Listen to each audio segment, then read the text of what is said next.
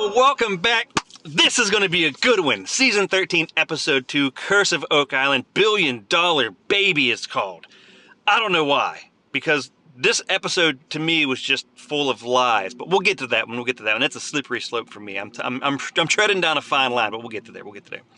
So, in last night's episode of The Curse of Oak Island, what happened of importance? What happened that we would all stand around the water cooler and have a conversation about it? Well, first and foremost, let's start over with Lot 5. So over on Lot 5, Marty Lagina is on the island. He is trudging through the woods with Katya and one of the younger younger nephews, and they found a rock. And Katya was metal detected, and she said, there's something under that rock. And Marty went, let's dig it up. And they pushed and they did some finagling with it. And Marty said, you know what? There's an old pry bar over there, just right over there, that wasn't placed there at any point recently from an old research experiment we did over here. Let's go grab that pry bar and try to lift this rock out because we don't have any hydraulics. It's like being 10 years old again. Well, it didn't work because Marty did all the lifting and the two younger ones just kind of stood back and watched. So Marty said, you know what? I'm going to go get a skid steer and I'm going to pull that skid steer over here and I'm going to lift that rock out and we're going to find that clue because that clue could be the piece, the one thing that solves the mystery of Oak Island. And he ran off through the woods like a child and he came back with his skid steer and he lifted the rock out of the dirt and there was diddly squat under it. Katya remote detected, there was nothing there, and she said, must have just disintegrated. Poof, gone, disintegrated. But it was a good enough piece of metal to hit that metal detector before they moved the rock. And then it just disintegrated after they moved the rock. And you know what Marty said? Marty said, well, you know what, Katya? I drove the skid steer through here and I tore up some dirt. So why not? Just because. Why not go ahead and just metal detect where I tore up the dirt from the skid steer? And what do you know? They found a piece of cast iron from a cast iron pot. What are the odds? The odds are actually like 0 to none in reality, but 400 to 500% on Oak Island because that's just how they plant. That's how they find stuff on there. They ran it over to Emma. Emma did the research. She said it's part of a cast iron pot, and they said this could be a key piece to the history. Or Lot 5, Anthony Vaughn's house. It could just be a cast iron pot from Anthony Vaughn's house and his family because we know they lived there, even though those on Oak Island don't want to acknowledge it. We know that's where Anthony Vaughn lived on Lot 5, and the cast iron pot was probably his.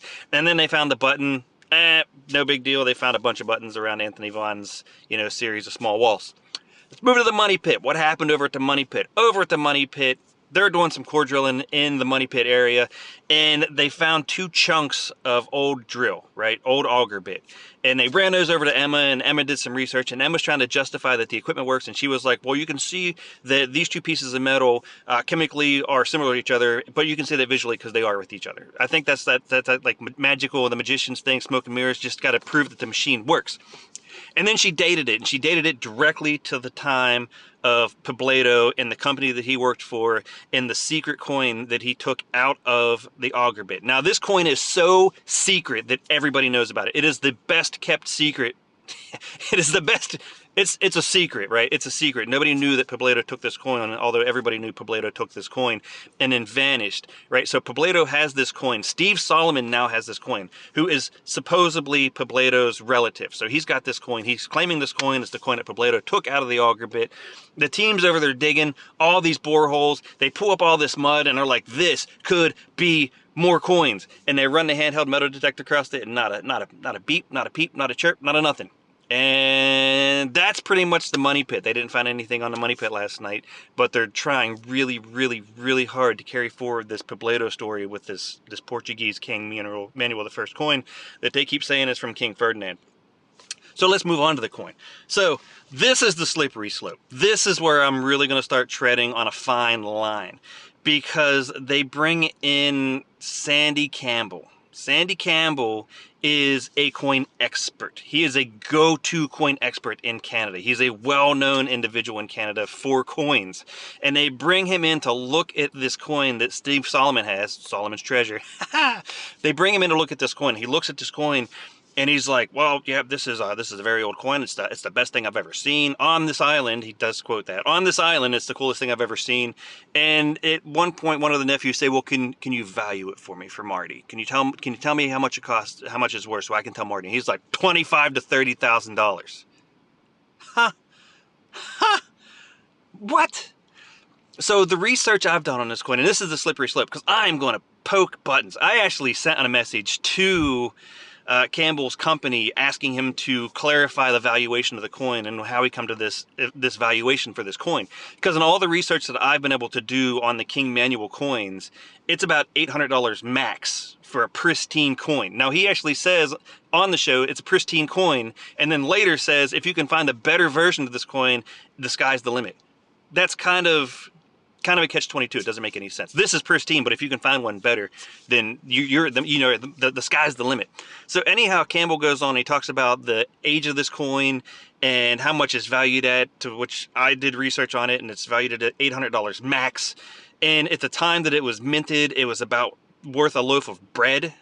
That's when it was minted. Like I said, last episode, $10 is about the base value of what it was when it was minted. $800 pristine value to a collector today. And Sandy is valuing it at $25,000. Now, the only way I can figure out he's valuating this is that it was found on Oak Island, supposedly, and he's trying to justify the $24,200 increase because it was supposedly found by a historical figure on Poblato on Oak Island that cannot be confirmed. So, Sandy, if you see this, we would like some justification of how you can value King Manuel I Portuguese coin that was originally roughly $10 as a $25,000 piece of collector's treasure, right? So anyhow, I would like to hear everybody's take on this. The last night episode, it was 42 minutes running time of the 1 hour, so that's 18 minutes of commercials.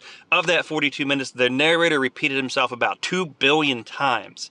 We found cast iron plot that belonged to Anthony Vaughn. They found a button. They found another coin at the end that we'll get into next episode because that's kind of where they left off at. They found a pile of mud over at the money pit, and they gave us a whole lot of questions to question why we watch the show and whether or not Sandy Campbell is putting his profession at risk by valuing a coin that appears to be misidentified. Now that's the fine line. That's where I might be crossing into the gray area, because I don't believe that Sandy Campbell, the professional, the expert, who is a well-known expert, is correct in his valuation of this coin. I believe that it was manipulated, and that's a shame. That is a shame. I'll see you next week.